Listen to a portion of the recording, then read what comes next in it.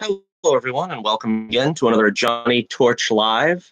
We've got a special edition for you tonight for Johnnie Torch Live number 60. Today, we're going to be ranking all 6 of the solo Spider-Man movies, each from the worst to the greatest, in my estimation. Not a whole lot of news this week, and I thought I'd give a special broadcast. We haven't done a ranking video in quite a while, and I enjoy doing them a lot, but the problem is I would really like to sit and watch these movies again before I, try to do an endeavor such as this to really give a complete picture of my impression of all the films. We're going to try to keep it to about an hour, but knowing how verbose I get, I'm not going to be making any promises. Okay, and of course, some of these, I would love to do a In Defense of Spider-Man 3 video. I've had that in the works for the longest time. Never really got around to it with the difficulties I'm having with the computer and with my comic book projects getting more and more prioritized. It's getting difficult for me to really do the specialty videos where I can really focus on them. So this might be the only way that I can really give my impressions on these movies, which I love most of them, and the ones I don't love, I actually have done some videos on them already. But especially the Raimi films, I haven't been able to talk a whole lot about them, and I'd love to really get into that someday and do a real full retrospective on them. I'm just lamenting that I haven't been able to do that yet. Not enough hours in the day and not enough working technology for me to really make a go of it. So apologies for that. We're just going to do a full-on ramble here like I've been known to do in the past for my ranking videos.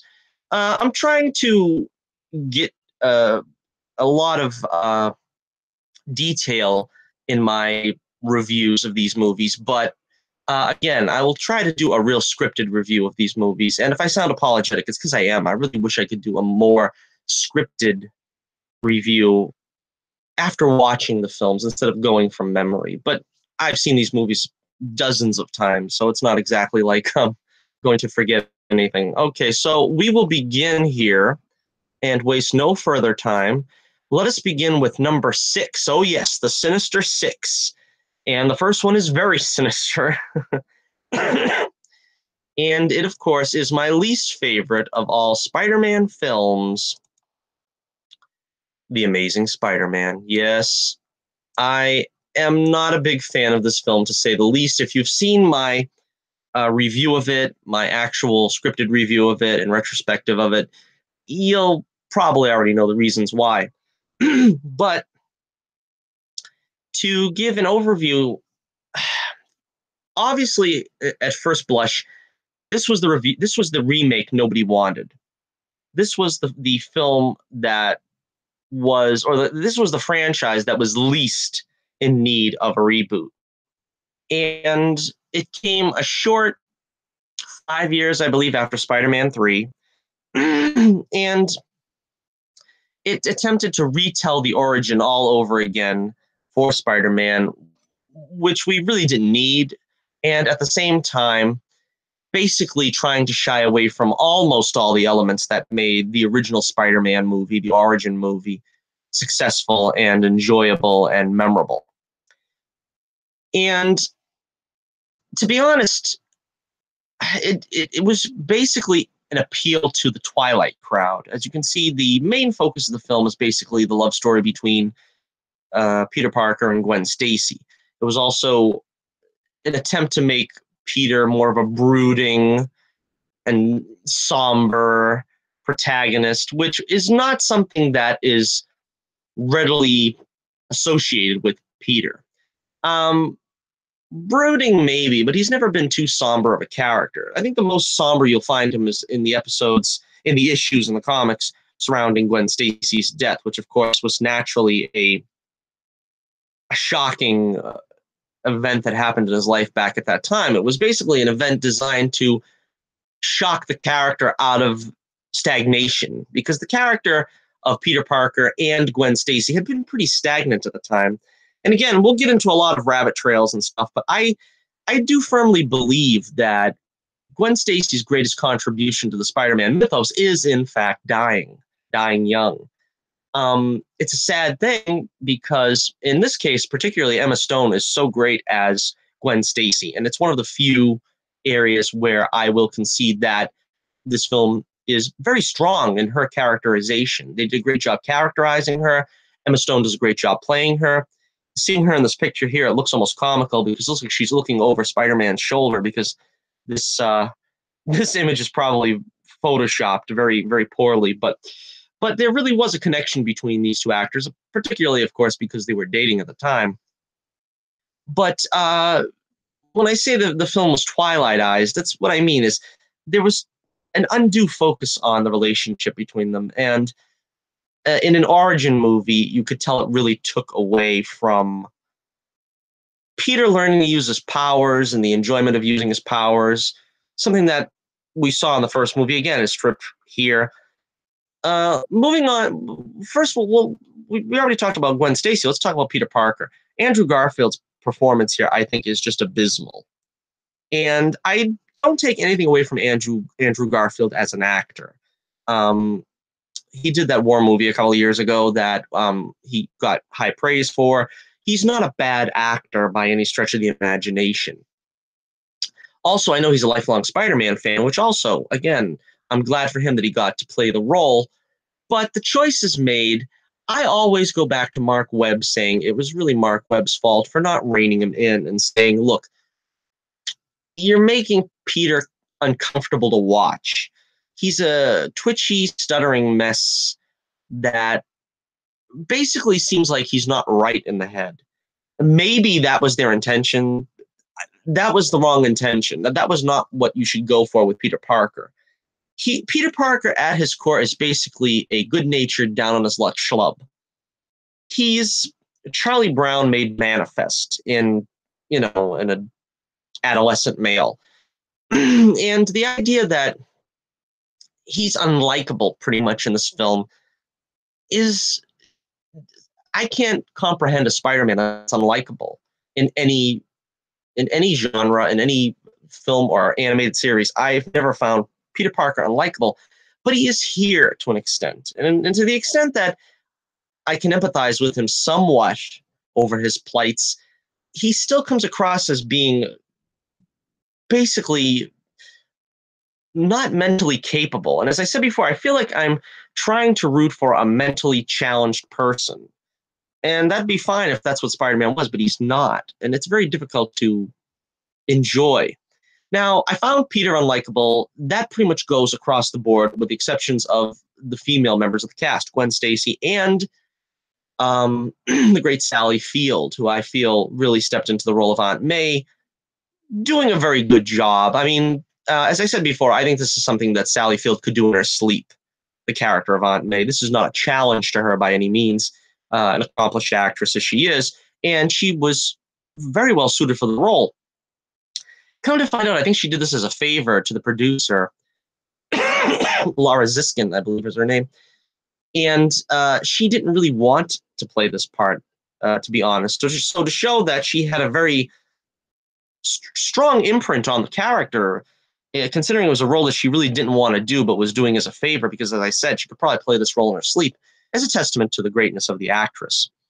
But getting that out of the way, all the other characters, apart from the two female leads, are unlikable. I couldn't stand Martin Sheen as Uncle Ben. Uncle Ben in this film is a sanctimonious and argumentative jerk, really. They struggle and strain to keep him from saying, with great power comes great responsibility, which just makes it feel all the more constipated his performance is. He seems to, at the beginning, try to be sort of a blue-collar, rough around the edges, but still good-hearted, sort of aging worker, blue-collar worker. I felt that they tried that similar tact with Cliff Robertson's Uncle Ben in the original, and he came across much better. This Uncle Ben does not seem endearing in the slightest. This Uncle Ben does not seem like the kind of warm, nurturing uncle that Peter would have had that ate wheat cakes with him. And, it just doesn't feel like the same warm and friendly environment that Peter had to lose when he became Spider-Man. And that's part of the reason why the origin is effective, because Peter is shocked into action when he loses Uncle Ben. In this case, I don't really see what he lost with Uncle Ben. Uncle Ben does not seem like a very endearing person in the Parker household. To me, anyway. Now, that might be strong language, but that's basically the way it comes across to me. Again, I'm going to apologize if there's some infrequent coughing and stuff, as I'm still getting over this cold that is lasting forever. Anyway, Captain Stacy, another character I couldn't stand in this film, played by, oh man, I don't remember his name now, but pretty much that's the only character he can play, Dennis Leary. The smarmy kind of stick up his nose kind of, character that's unpleasant. And to portray him as Peter's sort of surrogate grandfather, really, in the comics, it really is completely out of character the way they portrayed Captain Stacy. He was supposed to be another figure that was supposed to be a strong fatherly male figure in Peter's life that, took him under the wing somewhat, maybe more by example than by actual relationship, but still, that complete relationship is stripped here, and there's absolutely no trace of it. And Captain Stacy is more of an antagonist to Peter. And of course, a lot of people don't like the ending with Peter breaking his promise to Captain Stacy. But the truth is that the problem with it is the writing. The writing is, in the comics, Stan had Captain Stacy making Peter promise that he is going to take care of her, because he knows that Peter is a good and capable crime fighter and superhero and, altruistic young man, and someone that you could trust your daughter with. And they took that away from Captain Stacy and Peter in that scene by making it about, don't get Gwen involved in this. And it's in order to lay an even more heavy burden on Peter's shoulders when she does in fact die eventually, that it was because pretty much he broke his promise to Captain Stacy, even though really it was Gwen's fault, so to speak. I mean, she put herself in that position. And they made no bones about that it's her choice, that it wasn't really Peter's fault. But again, that's something they strip away from the original story. Again, let's move on a little faster here. We've got the Lizard in the film. I thought Rhys Evans, is that what his name was? I don't know. I think Rhys Evans was good as the character. He played the role well. The problem is, see, a lot of people don't like also that the Lizard's plan was to turn all of Manhattan or whatever into lizard men and women. But again, that was, a staple of the Lizard in the comics. I don't take any fault with them there, but they did strip a lot of the personality of Dr. Kurt Connors away by having him not be a family man, have him being some kind of odd and ostracized player at Oscorp. It really didn't feel like the Lizard or like the Kurt Connors of the comics. I think it was more, once again, the writing letting it down. Once again, overall, the film is too dark. There are no real joyful moments. Like I said, Garfield's portrayal of Peter Parker is annoying at best. His portrayal of Spider-Man isn't much better. They try to give him a few more one-liners. I think the fight in the high school with Lizard was probably his best moment. There was a couple of one-liners that landed, but overall, it just was an unpleasant film for Spider-Man. And I really have no desire to ever watch this one. And I do own it because, for one, I'm a completist. For another thing, like I said, there's a few, if you're ever going to see Gwen Stacy portrayed well in a relationship with Peter Parker in the films, it's going to be this film. I don't know if they'll ever bring Gwen Stacy back. So it is kind of worth your while if you're going to see the comic accurate, Gwen Stacy and Spider-Man. Well, not even Spider-Man, because in this film he tells Gwen his secret, which I think was another big no-no, which we'll get to how important the secret identity is to Spider-Man in the Raimi films.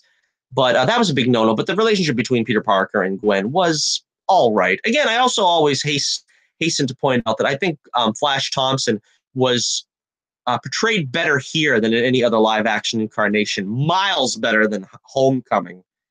Yeah, probably a little bit better than in the original Raimi film. But again, they just subtly mention that he likes Spider-Man in this film. That's the only thing that really puts him above the Joe Manganiello version. But anyway, so that is, number 6, The Amazing Spider-Man. None too pleased with it. And that's the way it goes. Okay, coming up next, I think everybody knew that was my least favorite, didn't you? I think everybody knew. If you've listened to my channel or if you've read me on Twitter, you probably know that. What will be number 5, though? Number 5, I am going to place at the number 5 spot, actually, I'm going to put Spider-Man Homecoming. Yeah, I think I probably even like The Amazing Spider-Man 2 better than this film.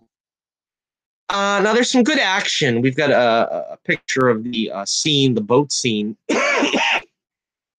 where Spidey was trying to save the boat from whatever they call that, the ferry, from being split in two by the Vulture. But on the whole, this film is a big disappointment to me. It felt very much like Spidey in his own Disney Channel sitcom.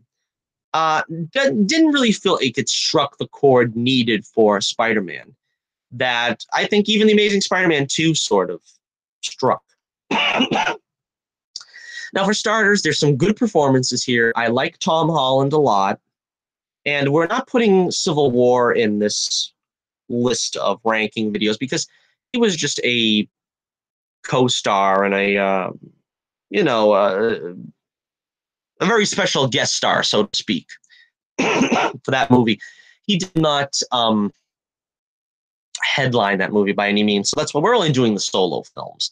But Tom Holland's a good Spider-Man. I thought he was a good Spider-Man in Civil War. I think he upped his game somewhat in this film. I think he carried it a lot more. I think one of his greatest scenes, of course, was the famous, Peter is pinned under a ton of rubble and he has to summon forth his courage and free himself from the debris.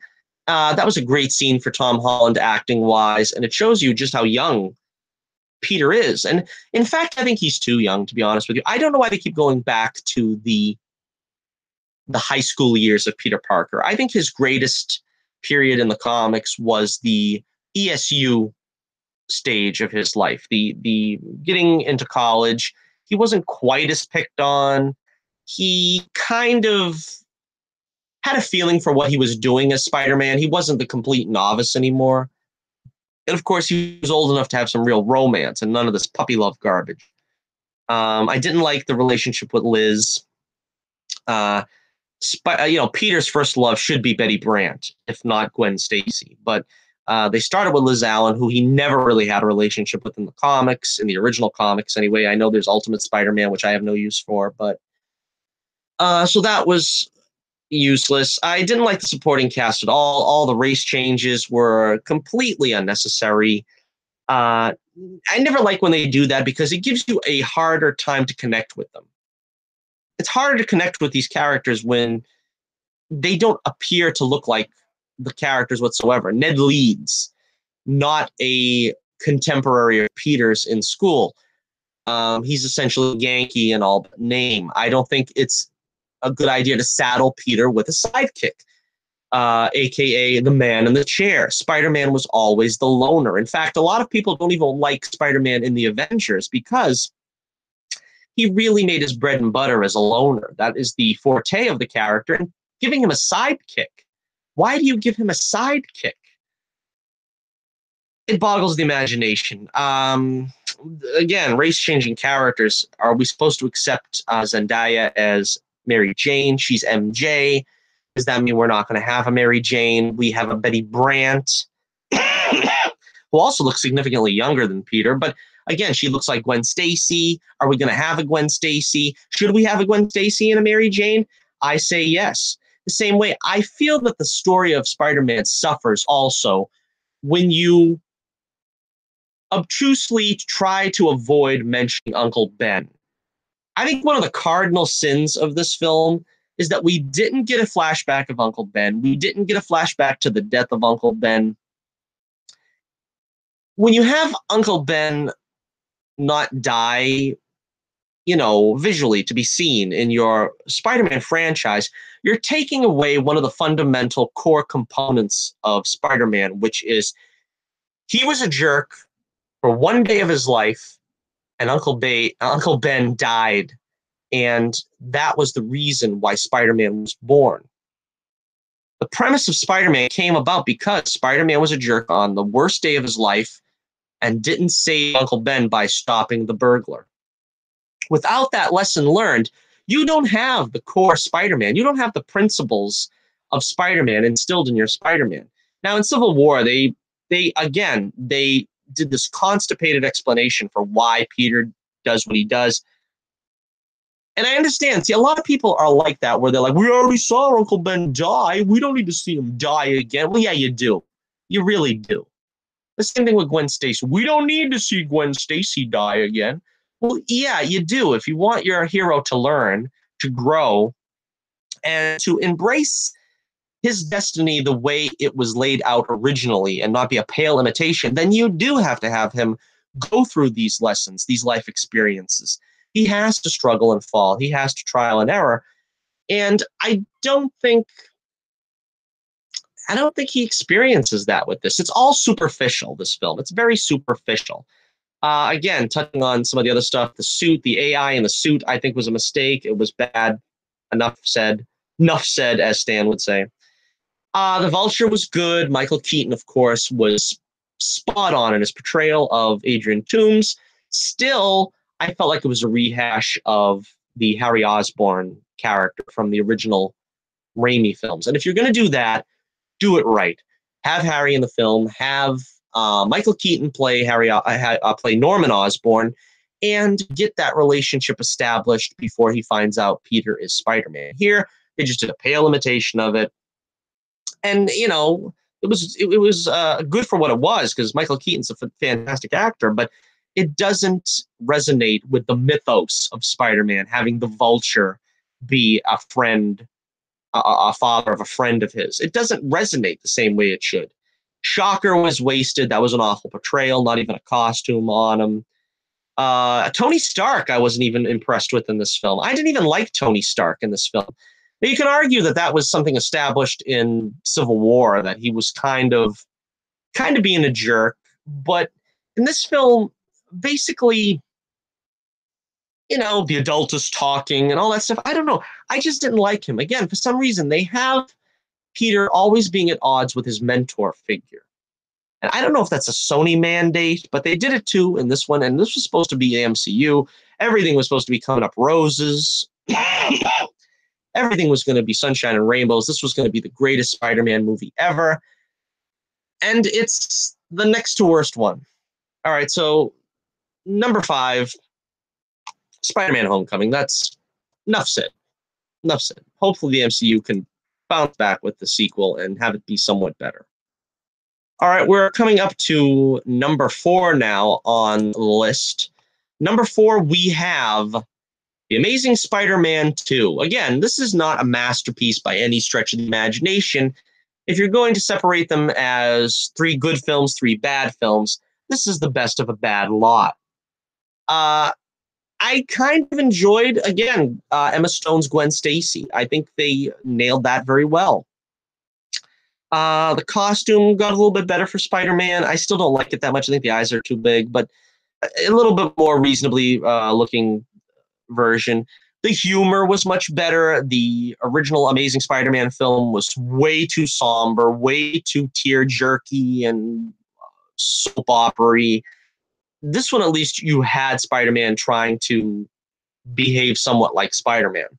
As I've always said, my favorite line, I think, of any Spider-Man film was the quip with the Rhino at the end. And yes, the Rhino was horrible. I'm not saying that was any good, but when Spider-Man says, "Oh, you want me to come over there so you can kill me? I'll be right there."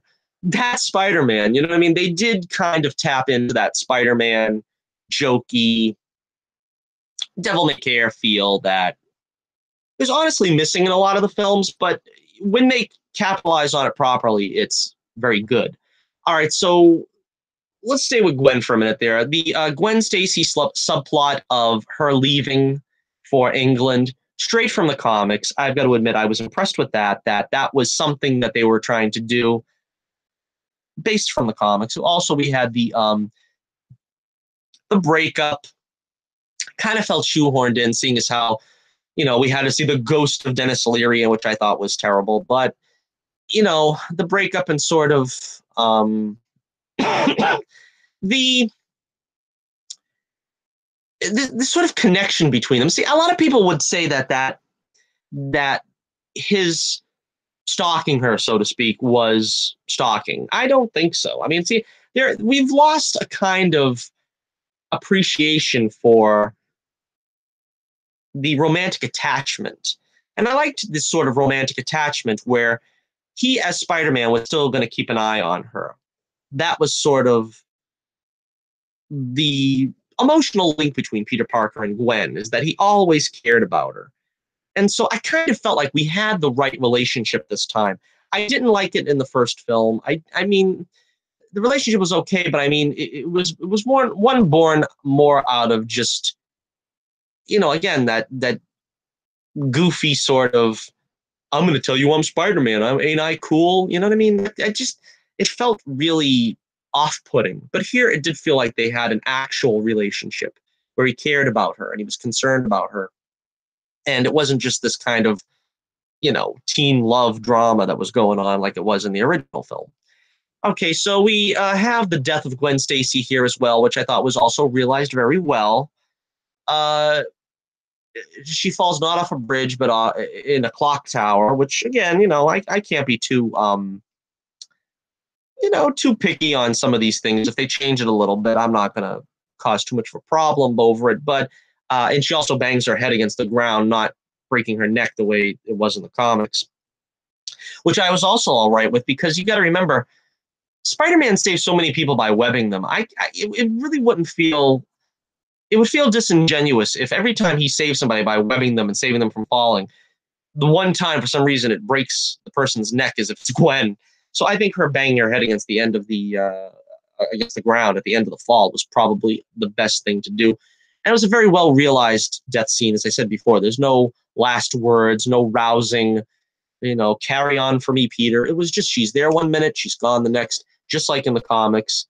He doesn't get to say goodbye. And again, I don't have a problem with Andrew Garfield. He did well in this film. He did much better than the first film. There's a lot less, repetition of phrases and, repeating his lines over and over again for dramatic effect. He does it a little bit here, but it's not quite as annoying. Again, like we mentioned, the Rhino, not really the greatest realization of the Rhino, but he was basically a cameo character. Electro, let's talk about Electro for a minute. Not bad.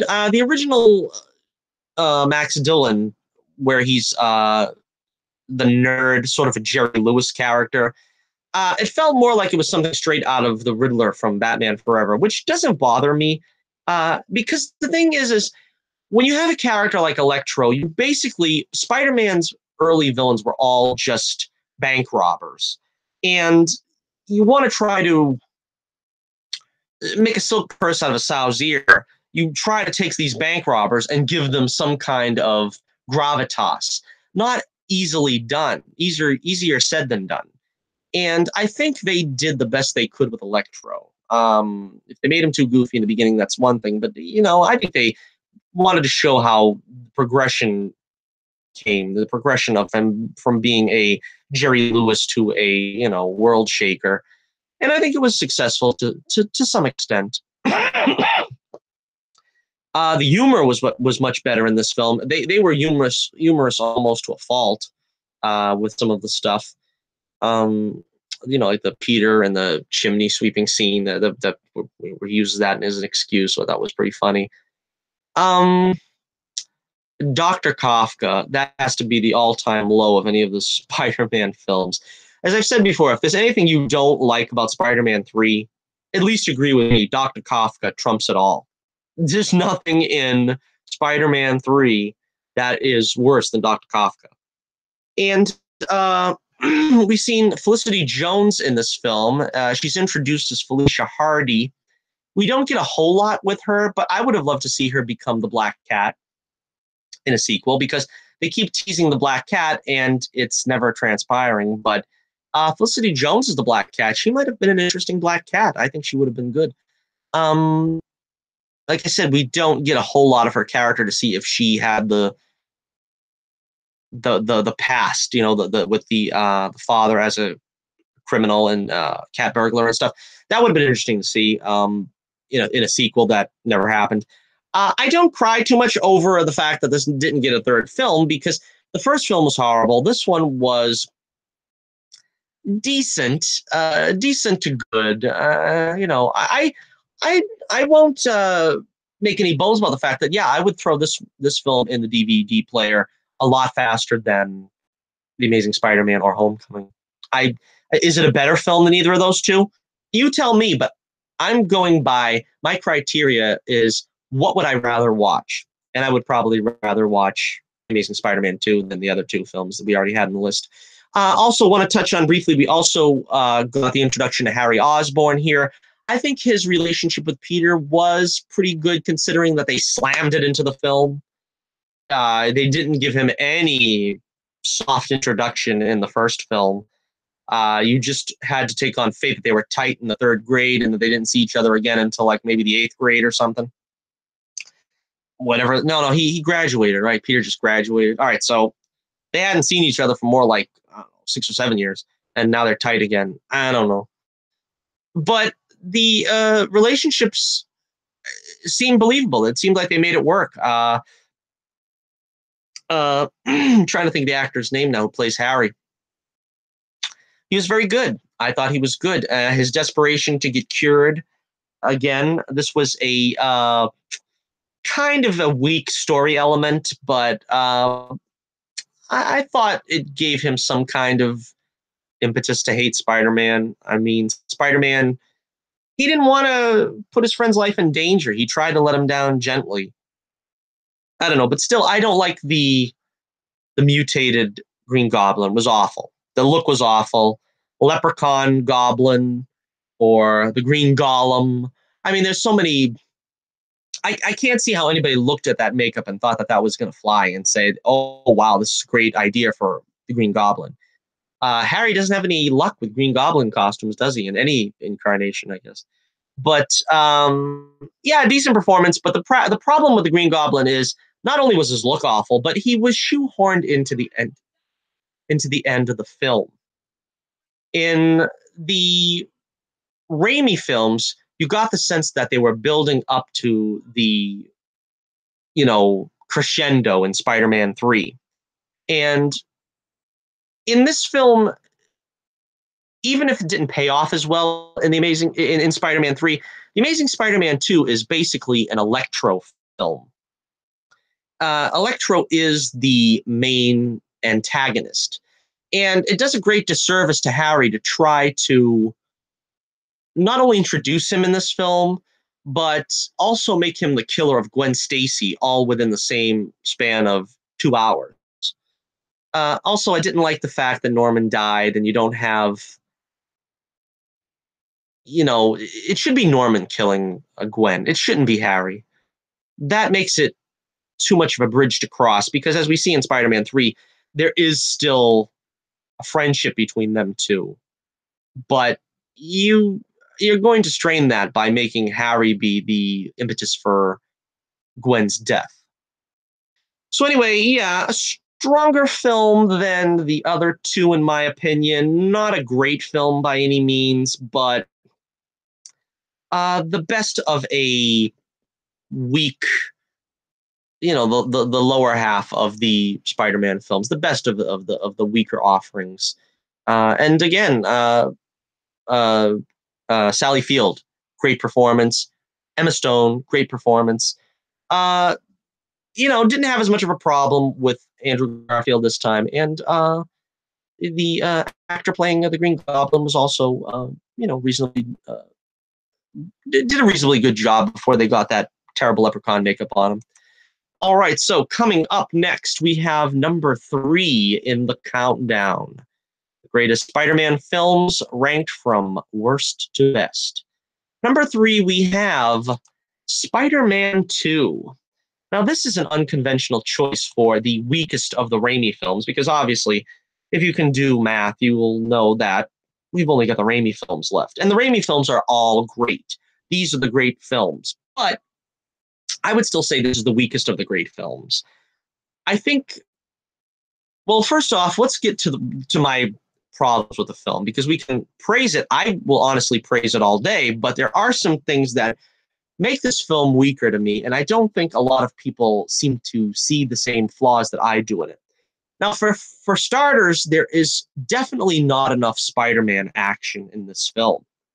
Now, you can explain that away because he's Spider-Man No More is the main theme of this film, but part of the problem with that is you need to still have a payoff once you do that, because you can do that very easily. Like Spider-Man 2 is like almost Superman 2, and I love Superman 2. It's actually my favorite superhero film of all time. And Superman, if you watch that film, you realize he doesn't do a whole heck of a lot.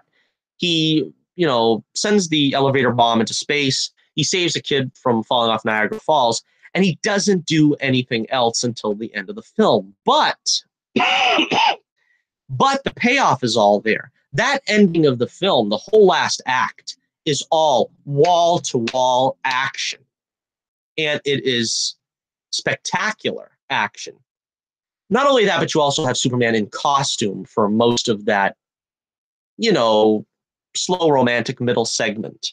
Spider-Man, of course, is not going to be in costume during the slow middle romantic segment. But a lot of stuff in the Fortress of Solitude, Superman is still wearing the whole Superman costume.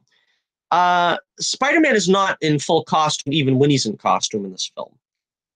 There is way too much unmasking.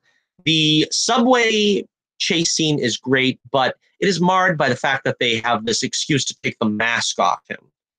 And they try to do the whole, well, the people love Spider-Man. They're going to stand behind him. They won't give away his secret identity. All you need is one person that's a selfish jerk to take his picture with a cell phone. And his secret's gone. It's gone, man. And that's really a disservice to what the message of the movie is, which is Peter is staying away from Mary Jane because of her safety, and he values her safety more than, his self gratification. That's what the whole movie is. But again, before I get into the real nitty gritty about the film, the great aspect of it is the Peter and MJ relationship, but also, like I said, the lack of action.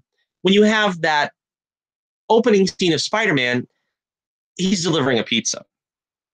And then you wait and you say, oh, there's going to be some great Spider-Man action coming up next. Then he saves a bank robber from, he captures a bank robber in a getaway car that takes a whole minute. I'll say maybe 38 seconds. Then we're going to get a real great action scene from Spider-Man, and we're going to sit back, boy, and there's going to be some great action. Spider-Man comes once again when Dr. Octopus has his accident, and what happens? He pulls out a plug. You see where I'm going with this? It's not really that great of an example of Spider-Man's feats of heroism. All right, finally we get a decent action scene in the bank, which is the scene we have here, which is a great scene. I love that scene.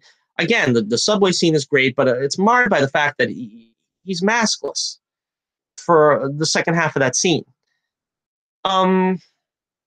The ending is also a bit of a disappointment to me, not only because he's unmasked, because that's a story point. I mean, Mary Jane found out and this and that. So, I mean, it's not so much that that's a problem, but the problem is more so that Dr. Octopus becomes sort of, the noble villain. He's not a villain in this film. And that's kind of one of the things that bugs me too. It's basically mind control from the arms that makes him evil. And that's not something that was attributed to Dr. Octopus in the past, in the comics. In the comics also, what they took from the comics for him to flesh out his personality and not just make him a complete mad scientist was to give him sort of the Kurt Connors family. He doesn't have a son in this film, but I mean, he could just as easily have, because he was just a loving husband and a devoted scientist. And by doing that to him, you kind of, undercut using Kurt Connors ever again. So that was problematic for me. But I have to admit, Alfred Molina is one of the great villains in the superhero genre, in the superhero film genre. Yeah, he does deserve to be up there very highly on a list. And I should do a top 10 list of superhero villains. I did a top 10 list of cinema villains altogether. And I don't think he made the cut, but he would be very high up on a villain list of comic book genre. All right, so let's get into some of the other things here. Great action scenes, again, like I said, like that. Jameson is probably the best he is in all the films in this film. J.K. Simmons is just fantastic in this role, and this was a great, a great a canvas for him to do his Jameson shtick. It was just great. They also gave a little depth, I think, to Robbie Robertson. They gave him a little depth in this film because he really had nothing to do with the first one and the third one. But I mean, they gave him at least that moment, I heard Spider-Man was there. And, that was great. That was, all the fans of the comics know what that meant. It was like, oh, yeah, it's classic Robbie. Does he know? But he ain't going to say, And that was great. Aunt May was great. Of course, Rosemary Harris. Oh, she just embodied that role so perfectly. There will never be another greater Aunt May, I don't think. And she has some great scenes here. Once again, just touching. She make you cry. She just feels like your aunt. She feels like your grandmother. She feels like your mother. She feels like she could really embody that motherly figure. I don't think there's ever been one quite so strongly motherly in all of cinema that I can have in memory. I mean, we had Ma Kent in the original Superman movie. She didn't have a large role in that film, but she made a big impression. But I think Rosemary Harris, again, just phenomenal. We have the relationship with Harry. Like I said, the relationship with Harry going to pot in this film, that was a great moment there where he unmasks Peter, and you just see his decline through the course of the film. This is where the film succeeds, where The Amazing Spider-Man 2 doesn't, because they already introduced Harry. We've already got to know him. Nothing of particular note happens with Harry in the first film, but we already got to know him as a good kid. I mean, he's not this mustache twirling villain. So when you see him descend into madness in this film, it's very effective. And he loses everything. He blames Spider-Man. He already blames Spider-Man for his father's death. He blames Spider-Man for losing his company and going bankrupt. And he blames Spider-Man for all this, and he just wants to kill Spider-Man. And then the realization that it's Peter, it sends him off into that psychosis where he sees his father Norman, and that's just great stuff there. It's great. They did a great job at Spider-Man No More. They brought back Uncle Ben, Cliff Robertson, in a great cameo where, in the comics, Peter would always converse with Uncle Ben like in his mind, and we just touched on that so greatly. They also touch on Aunt May's not liking Spider-Man. I thought that was cool at the beginning of the film, and then when he saves her, I was wrong about you. It just feels like they are paying homage to the comics. And basically, all three of Raimi's Spider-Man films is Raimi's love letter to Spider-Man comics, the original Lee Ditko comics and Lee Ditko Ramita comics. And it's just fabulous to behold. It's just wonderful. Again, like I said, the relationship between Mary Jane and Peter was great. Alfred Molina's Doc Ock is great. Kind of like I said, I I didn't really like the way that he gave himself up at the end, and that kind of he died a hero and not a monster. I don't know. I could have done without that kind of. Um, a lot of people don't like Spider-Man 3. We'll get to that in a moment because of it being goofy in parts. To be honest with you, I found there was more goofy parts in this film than in the other two, because Spider-Man 3, people complain about Toby and the dancing and this and that, but I really like the scene where he comes back after Spider-Man No More and they're playing Raindrops Keep Falling on My Head. Of course, that's a classic scene.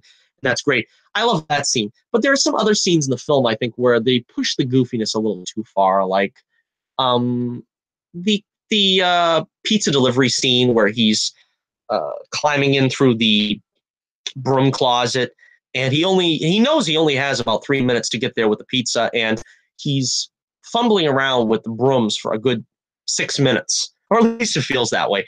And you feel like slapping him upside the head and saying, dude, you got 3 minutes to deliver this pizza, and you're gonna play with the brooms, stuff like that. There was a couple of scenes that were probably like that could have been axed, that were wasted time, that didn't need to be there. Also, like the when he has cookies and milk or whatever with the landlord's daughter.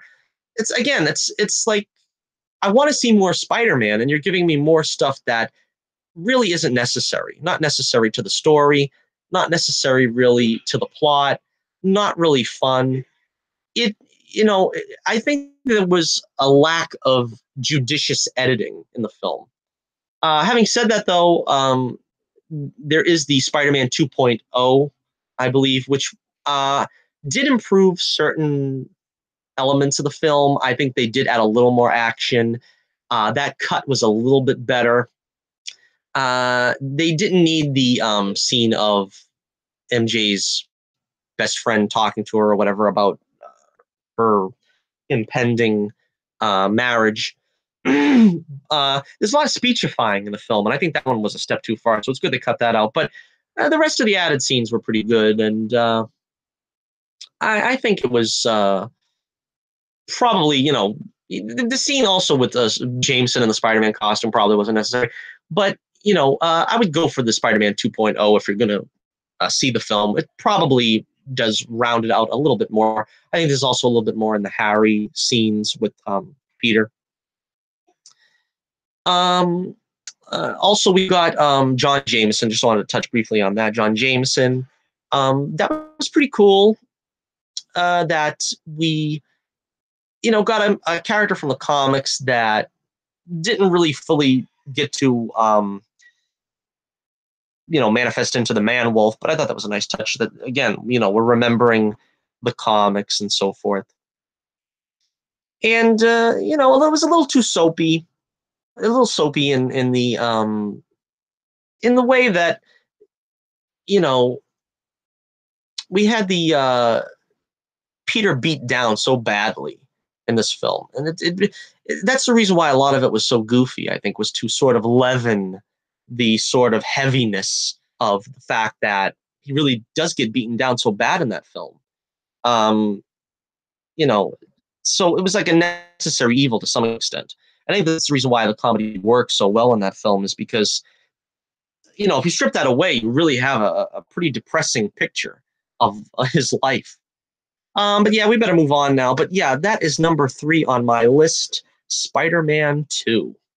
All right, a controversial choice to be sure, and I'm sure this one will continue on in that manner. But for Second place, we have Spider-Man 3. All right, this is a subject of controversy to many. Some people like the film. Most people will just say it's okay. Others will outright hate it. I am in the camp that outright loves it. And it's not a perfect film by any means, and we're going to get into all of that in a moment. But I imagine I'm going to spend more time in this segment than any other because it needs to be addressed in so many areas. The movie, if anything, is a little too ambitious. They put a lot on their plate that they have to clean up from the previous two films. They have to pay off more than clean up. And they don't really have the time and effort to do so. Of course, we also have to preface this by saying a lot of the problems the film has is not due to Sam Raimi. It's due to Avi Arad and the Sony producers wanting to squash Venom into this film. Originally, it was not going to be about Venom. It was going to be the Vulture as the secondary villain. Sandman was still going to be the main antagonist, with that storyline playing out the same. But I believe also it was going to be Ben Kingsley. He was actually cast. He was going to play the Vulture, but Avi Arad said everybody wants to see Venom. And traditionally, Sam Raimi is not a Venom fan.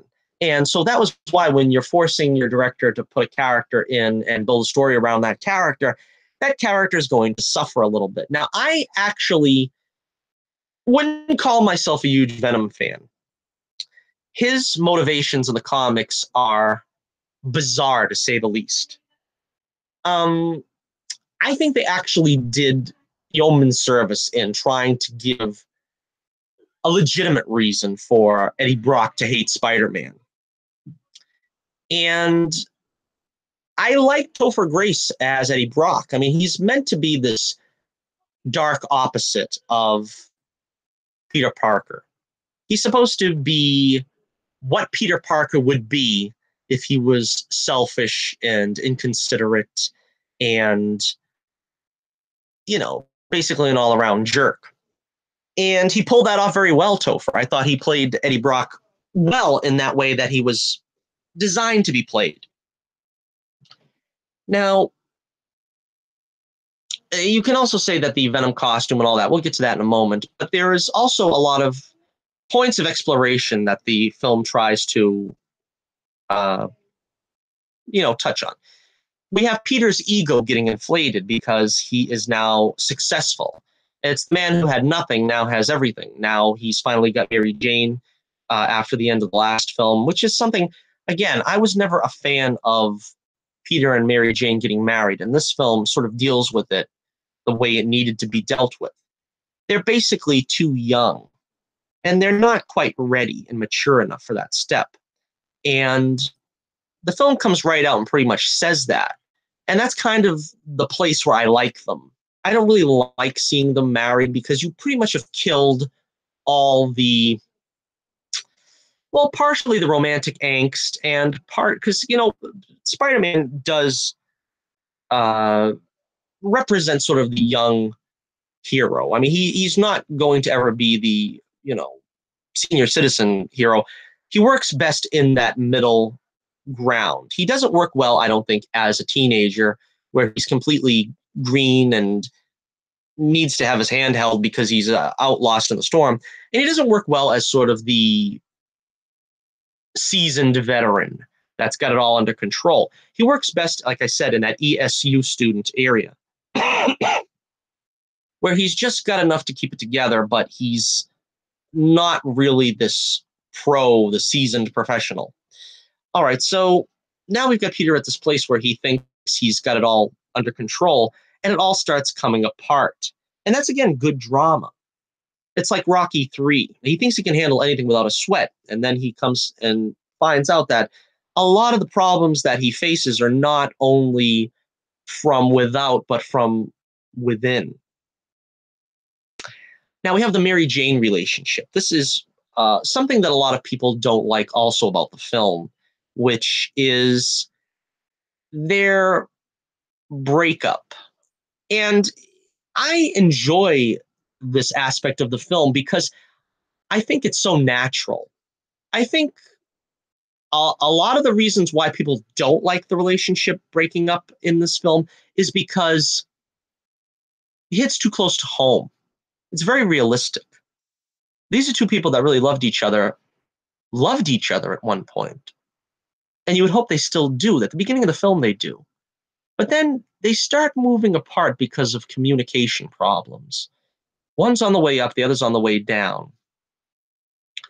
And, Peter's feeling like he's riding high. Mary Jane feels like she's sort of unappreciated. She loses her job. She doesn't communicate to Peter. And when she does, he doesn't say the right things.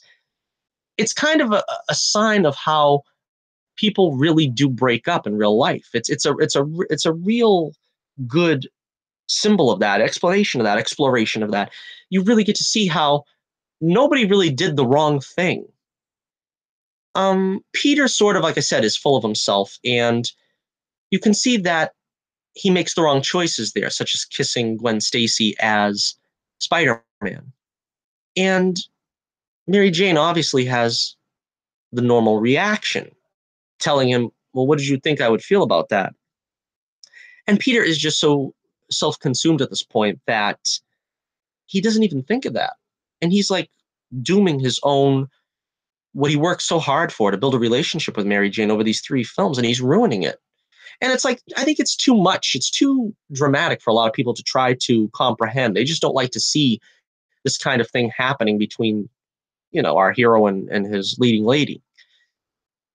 All right. So also, we have to get to the Harry. Harry Osborn in this film. The whole thing comes to a head after a furious frenzy that he went through in the end of the last movie. And now he's going to try to kill Peter. He takes the formula and makes him psychotic, so to speak, for the same way it did his father. And part of the problem with the film is, well, we'll get to that in a second, where the resolution of that storyline. But obviously, there's a problem with the costuming. As I said before, Harry doesn't get a good costume at all in this film. And he was supposed to take up the mantle of the Green Goblin, but people relentlessly bashed the Willem Dafoe costume. And it, sent them, as, studios are wont to do, hiding back into the corner and the recesses of the creativity of the studio. And they just gave him like a ski or a snowboarder's outfit, and that passed as the Green Goblin. So instead of seeing the great Spider-Man Green Goblin confrontation part 2, we got a snowboarder facing Peter Parker in his civilian attire. So that was kind of disappointing to me. Now, there's the amnesia segment, which a lot of people also kind of dislike, but this is something that was part and parcel of the Green Goblin in the comics. Now, originally, it was Norman's malady that he would get amnesia, become the Green Goblin, and come back from it. In this case, they passed that on to Harry because you really needed to have Harry out of the picture for a while, because there was just too much going on. We got Venom, we got Sandman, and we've got Harry to deal with. So they put him on the back burner by giving him amnesia, which was not, like I said, out of the realm of what the comics did to sideline one of their villains, one of their characters. Now, this is the point where Harry is reconnecting with Mary Jane a little bit, because Mary Jane is still feeling removed from Peter, because Peter is now obsessed with Sandman. And we'll get into Sandman in a moment. But the thing is a lot of people don't like also that when Peter, or I should say when Harry regains his memories, and he puts Mary Jane in that position to dump Peter. A lot of people say, well, why would she do it? Because doesn't she know he's Spider-Man? I mean, he can take care of anything, But you got to remember the position she was in, that she, it's easier said than done to put the life of someone you care about in that kind of jeopardy. That's easy to say, oh, he's Spider-Man, he could handle it. But when you love somebody, you really don't want to put them in a position to have to defend themselves, if they can help it. of course, it's also a problem where they were also already so much at odds that it was kind of difficult for her to find herself not in that position, so to speak. I think the only problem I have with that scene, and I think it's a great scene where they break up on the bridge. I think you get the best acting from both of them there. I think this is by far and away Kristen Dunst's best performance as Mary Jane. Toby was great all the way through, but he does a great performance there on the bridge as well. And I think the only problem is that when she leaves that scene, it looks like it's acting because Harry says to her, "Oh, great performance," or something like that, and she just like blithely glares at him and walks away. If she would have been crying, or maybe even went over and slapped him or something and said, "This is what you made me do," or something like that, that probably would have held more weight, and you could see that this was something that was really tearing her apart, that they were breaking up. But they don't really go there for some reason, so it's not the greatest execution in that sense. But again, I think it was handled really well. And I think that that part of the movie was very effective for me. Now, we get to the Sandman. Let's get to the Sandman. Let's get that over with. So, Sandman, Thomas Hayden Church, he does a great job here as the Sandman.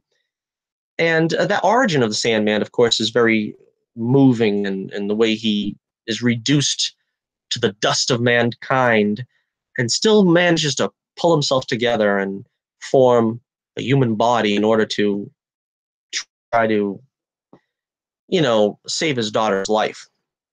Again, like I said, this is the problem you have with trying to take a bank robber and give him the gravitas to carry a film.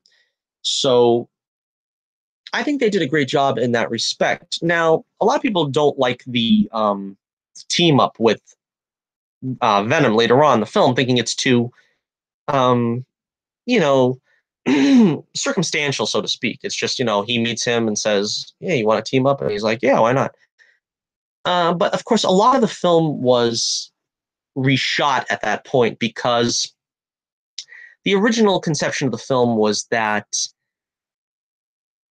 in the third act, when they're both teaming up on Spider-Man, that Sandman's daughter was going to tell him that she's going to die anyway, and she made peace with it, and he doesn't need to steal anymore, and stop hurting Spider-Man. And the screenings of that found it to be like way too depressing.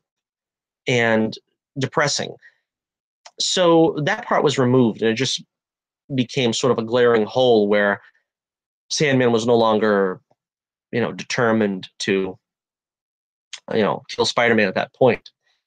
So we got the black costume. Let's get into that for a second. Now, the black costume, the symbiote. This is another thing a lot of people complain about, the, circumstantial, scene of the symbiote coming down. I mean, come on. The convenient circumstances happen all the time in life. You can't tell me that one convenient circumstance of the symbiote showing up right around where Peter Parker's moped was a big issue. But so we got the black costume in the film, and one of the big problems I have with the film, and the reason why it doesn't make it to 5-star rating for me, and that it's going to always have to have that 4.5-star level, is because they ruined the origin of Spider-Man with the Sandman being the one that killed Uncle Ben. But the problem is they had to get Peter to that level in the black suit. They had to have him at 11. And it was pretty much, at least going by the films, what they presented up to now, there was really only one way to get him up there, to get him that angry, and that would be to find out that he hadn't avenged Uncle Ben's death. The only other options would be, of course, to kill off Aunt May or Mary Jane. Of course, that wasn't going to happen. And they could have done that had they killed off Gwen Stacy. But they introduced Gwen Stacy in this film, and they didn't really, it was just sort of as a courtesy to say, well, this is an important part of Spider-Man's supporting cast. Let's just introduce her. There was no real build up to that. Originally, it was going to be Felicia Hardy, but I believe the producer, Laura Ziskin, again insisted that it be Gwen Stacy so the fans would be happy. Anyway, so so it's sort of a necessary evil that Uncle Ben's death has to go to Sandman because we had to get Peter that obsessive. And that's, of course, what drives a wedge between him and Mary Jane. And, of course, that leads to his confrontation with Harry later on due to the, Peter knows that Harry put her up to it. The one thing I don't like is I wish they would have had Peter in the black costume for that confrontation so that we would have seen another black suit Spider-Man scene. We only get the one. There should have been a second one for that scene. I'll put these two scenes together. Now, when he is in the black suit and he goes after Sandman, that's a very powerful scene where he, basically attempts to murder Sandman because of the death of Uncle Ben. And this obsession just keeps him awake at night until he feels that he's, unburdened himself of that responsibility. Because that's what it's all about for Spider-Man, responsibility. And, it always bothers me the same way that, like, when Harry throws the bomb at Spider-Man and Spider-Man whips it back in Harry's face. Like Captain Logan, for example, every time he brings up Spider-Man 3, he always, belabors the point of, well, Spider-Man killed somebody in this film, or at least he thought he killed somebody, or he tried to kill somebody. But he's oversimplifying the situation. Now, in the first case, when he thinks he's killed Sandman, he thinks that that is justice being done. He goes back to Aunt May and says, didn't you do the right thing, Spider-Man? Which, by the way, I'm still happy that they didn't have Aunt May know that he was Spider-Man. Some people say that maybe she did, but I don't think, given her reaction to him saying that he killed Marco, I don't think that she knew. Otherwise, she would have probably been, irate. But, Peter thinks he's done the right thing because he thinks he's dispensed justice. The black suit gave him that mindset that that was the proper justice.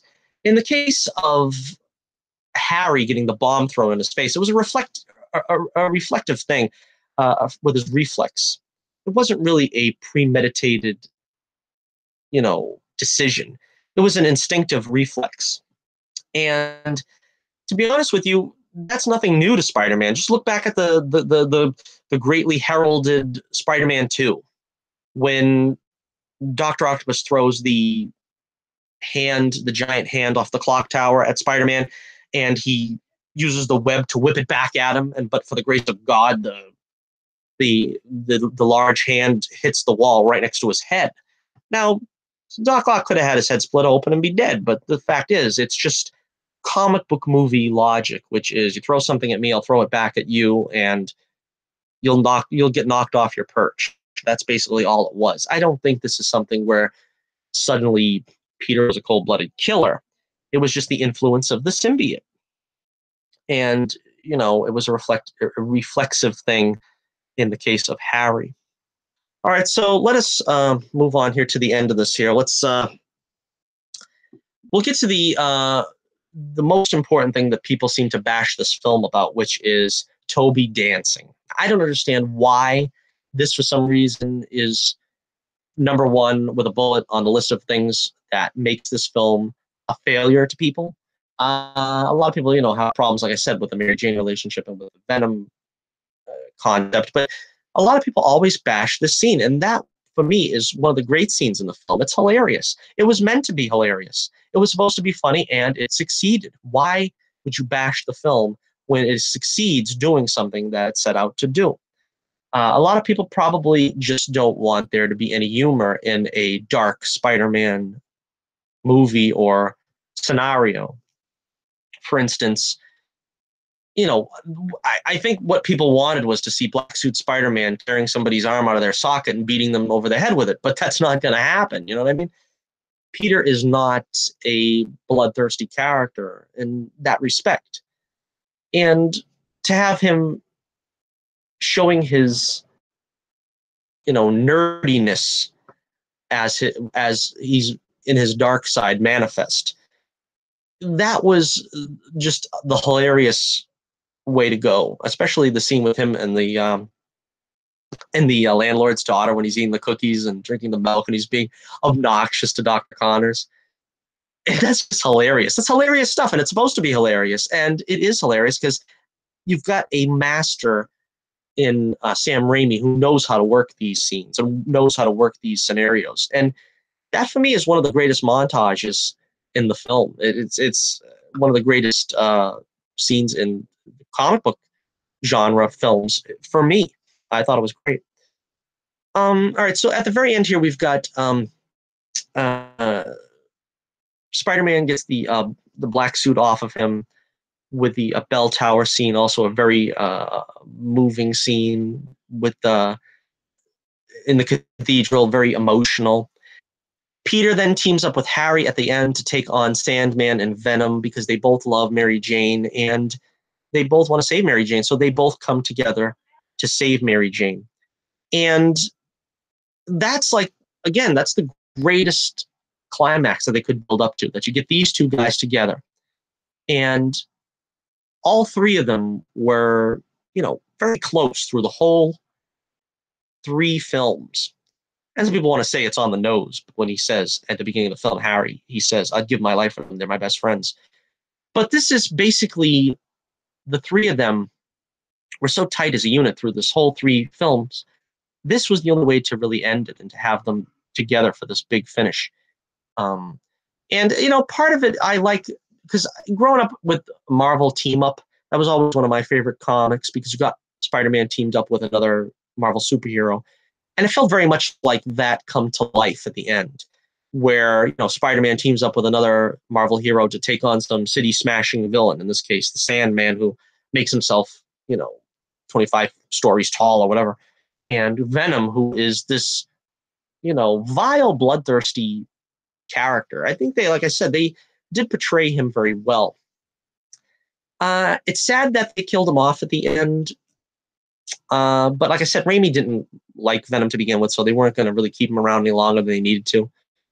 And we have it was good in this respect that Venom was that black-hatted villain, because apart from Green Goblin, most of Spider-Man's villains were meant to do the right thing at the end of the films.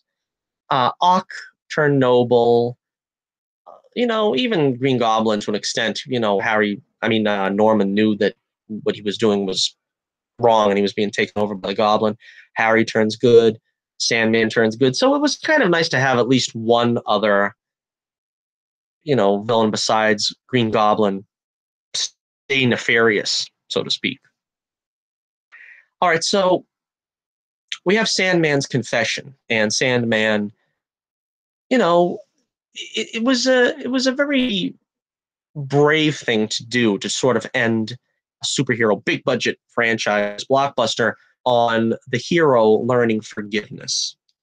And I think that was a nice motive there that they had for Spider-Man learning to forgive, because what Sandman did was an accident, and it was something that he had become a criminal out of desperation.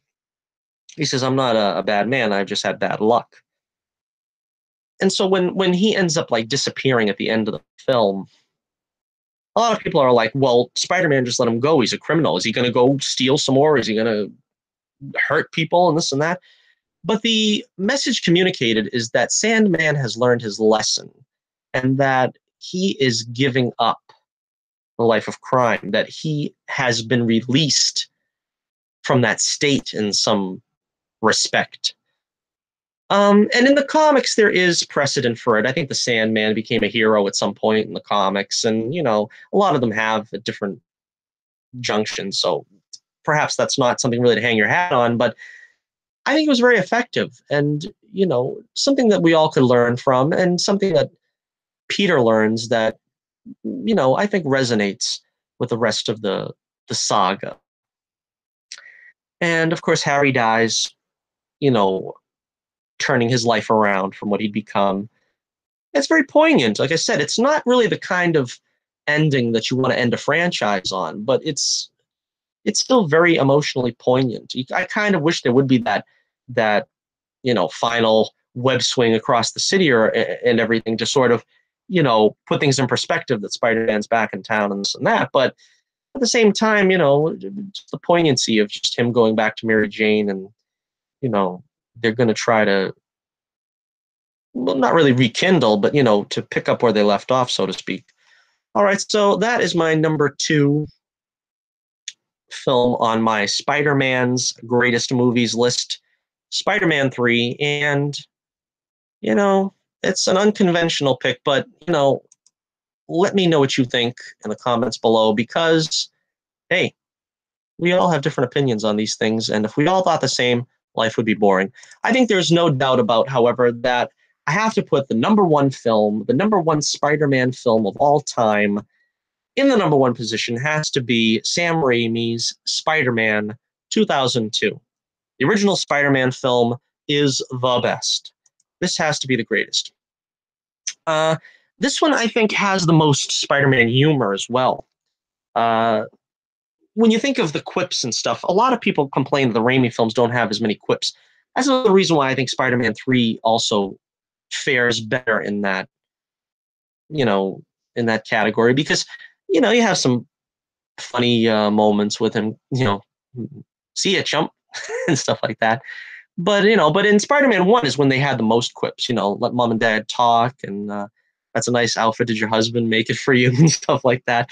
There was some great quips that were very memorable in this film. And that was part of the reason I think that, it captured Spider-Man so well. Another reason, of course, is the origin told perfectly. We get to see Peter and Uncle Ben and Aunt May and the relationship, just like in the comics. We don't get a lot of it, but we get enough of it to see that that's where Peter's world is centered. He's surrounded by loving parents. He even says at the end, I have a father, he's Ben Parker. But, they are the only ones in his life that he really, truly loves and can depend upon. And when Uncle Ben is taken away from him, from that, bank robber or whatever we want to, the burglar, as he's known in the comics, that sets him off on the path. And it's so beautiful because we don't get that in any other incarnation of Spider-Man in the films. I mean, we've got in Homecoming, we don't know what caused him to become Spider-Man. He's just Spider-Man. In The Amazing Spider-Man, we've got cranky Uncle Ben that gets killed by rushing out into the street, and then Peter wants to beat up some thugs after that. We don't get this lifelong dedication that Peter gives to fighting crime because of the lessons learned with Uncle Ben. One of my all-time favorite scenes has got to be him chasing down the burglar in the car while he's still wearing his proto costume and trying to web swing for the first time. That stuff is brilliant. That is just a great scene, tremendous scene.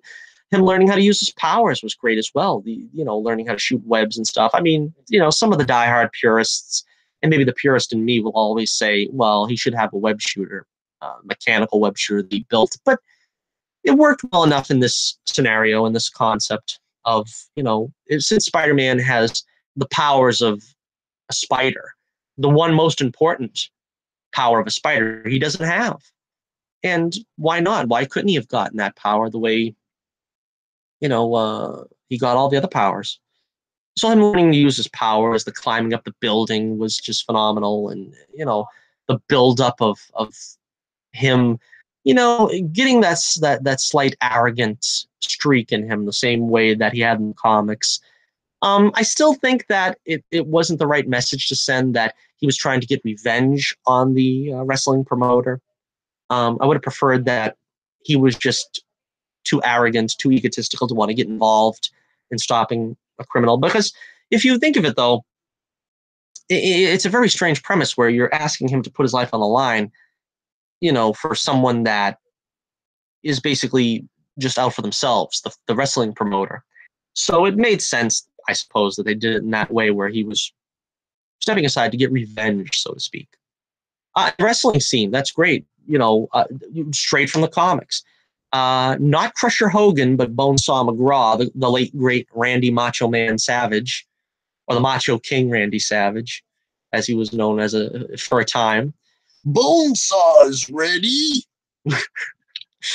But yeah, that was great. It was a steel cage match, not like the comics, but still, we had, that gave Spider-Man a great chance to sort of climb walls and stuff, so to speak. So I can understand that as well. So the changes were understandable, and the wrestling scene has never been attempted again, or probably ever will be. But it was the perfect representation of how Spider-Man, first publicly used his powers in the comics.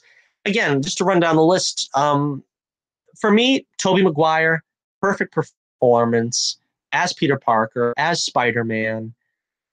A lot of emotional moments. He really carries the film with his emotion. A lot of people try to make fun of his crying with the crying memes and stuff like that, but he just communicates that loss so well. That scene after Uncle Ben dies, when he's with Aunt May in the bedroom, and he's just so torn up.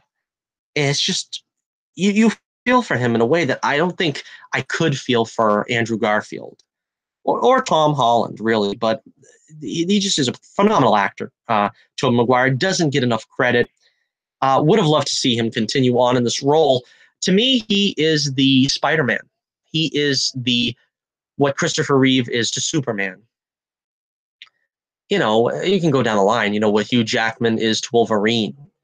He is the consummate Spider-Man. I don't think he will ever be touched in that regard. He will never be dethroned, so to speak.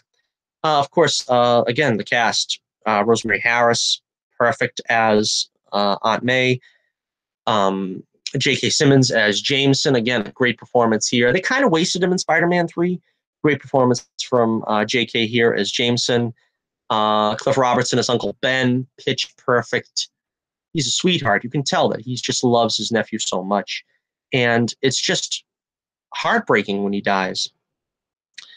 Kristen Dunst is excellent as Mary Jane. She does a great performance here because this felt the most like comic book Mary Jane, where you can see her putting on the facade of being the party girl. That's something we didn't get enough of in this franchise. But, when she's sort of coming from a broken home and she's trying to put on this, gay devil may care attitude of anything goes. But you can see deep down that she's really a hurting person that's, in need of a more stable relationship, a stable surrounding. She doesn't get that with Harry because he's coming from a very strange place himself with a father that's not really there for him. And of course, Flash is not going to be a stable relationship for her. And so that's when you really pull for these two to get together. And I found it just the most compelling romance, probably apart from Lois and Superman in the Reeve films. Probably the second best was the romance between Peter and Mary Jane in these films. Of course, Willem Dafoe is just perfect here as Norman Osborn. Frightening as can be, both in costume and out of. And the costume isn't as bad as a lot of people have made it out to be. Could have been more sophisticated, but it was kind of Power Ranger looking. But at least it was green. At least it had that goblin looking feature to it. Harry's goblin didn't have that, and the Amazing Spider-Man 2 Harry was just embarrassing. So yeah, again, a waste that they couldn't use that costume again and maybe just spiff it up a little bit, but it was a great costume. I love the action scenes in this film. We have the parade scene, one of the all-time great scenes. That's one of the great superhero revelation scenes where you see, Spider-Man in action for the first time. And he gets the montage, of course, but I mean, that's the first full action scene for him. That's great. The fire in the burning building scene, that was great. The final battle is brutal, very brutal. That's something that Spider-Man didn't really get too many brutal battles in his during the films, but I think that was probably the most brutal, and you get to see him really, pull it together and become Spider-Man in that scene in the end there where he's fighting Norman. And Norman's death, of course, very accurate to the comics. They bypassed Gwen Stacy for Mary Jane in this film, but that's I suppose it's understandable. Although they did say that there was a intention to do 6 films, and if they did do 6 films, you would think they'd start with Gwen. But in the day where it was just a 3-film franchise, I can understand they still tried to do the bridge thing with Mary Jane, but he saves her, of course. It was understandable, and it was quite effective. Let's see. All right, we have the great finish, of course. One of my favorite things about the finish was one of my favorite things about the film is the finish, where Peter forsakes a romance with Mary Jane because being Spider-Man is more important, because with great power comes great responsibility. And that's the lesson Spider-Man is always learning. And, that's kind of undone by the end of the second movie, and, a different aspect is explored in the third film. But that's basically the core principle of Spider-Man, is that he has to protect those he loves by keeping his identity a secret. And the fact that he finally gets somewhere with Mary Jane and he has to tell her no, he doesn't love her. And of course, that carries on to the second film, but the choice is made here. And it's such a very, Spider-Man thing displayed in the film. It's very Stan Lee Spider-Man 101. That is Spider-Man to his core. And it's a great principle that gets forgotten many times in the films, but also in other media. And again, the swinging scenes are perfect. I love the way the film ends on the swinging with the American flag. Very reminiscent of Superman and, the great American hero that he is, Spider-Man. The costume was great. I thought that was probably the best costume. I don't know. The Civil War costume was probably the most accurate. I think I like that one, maybe the best. But they did a fantastic job with the costume, with the color scheme and stuff. They improved it as the series went on. But yeah, so there you have it. One film, Spider-Man. Okay, so we'll rank them back again from worst to best. That's what I was trying to do. Okay, from worst, number 6, we have The Amazing Spider-Man. Number 5, we have Spider-Man Homecoming. Number 4, we have The Amazing Spider-Man 2. Number 3, we have Spider-Man 2. Number 2, we have Spider-Man 3. And the number 1 film of the Spider-Man movie franchise, Spider-Man 2002, Sam Raimi. All right, so thank you once again for joining me for this special broadcast, this 60th edition of the Johnnie Torch Live program. And you can be sure to join me again as I think next time what we're going to try to do, we do Torch News Roundups usually on a Wednesday, but there wasn't much news, so we came up with this concept. I want to get back to doing the ranking videos. I think next time we're going to do ranking the Batman movies, because there's plenty of them to go around, and that'll be fun. That'll be something.